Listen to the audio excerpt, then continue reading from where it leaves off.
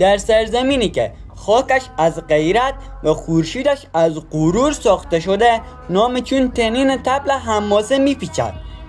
میلاد پهلوان، غرش کوههای هرات، نماد استواری و شجاعت در گشتی کورش افغانستان. میلاد تنها یک ورزشکار نیست، او تجسم یک اسطوره است. وقتی با هیبت وارد میدان می شود، صدای قلب‌ها تندتر می زند و رجز حریفان در گلو خفه می شود. قامت بلندش سایه است که بر سینه میدان می افتد. گامهایش انگار زمین را از خواب قرنها بیدار می کند. عضو تیم ملی کورش افغانستان است، اما نامش فراتر از مرزها تنین انداخته است.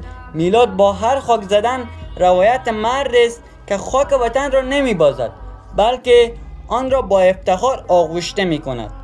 او تنها با قدرت بازو نمی جنگد، با قلب سرشار از عشق به وطن، با ایمان، با ریشه های هزار ساله پهلوانی. میلاد تندیس نسل مقاوم است که هرگز خم نمی شود و هرگاه پا به میدان می گذارد افغانستان فریاد می زند: پهلوان اینجاست.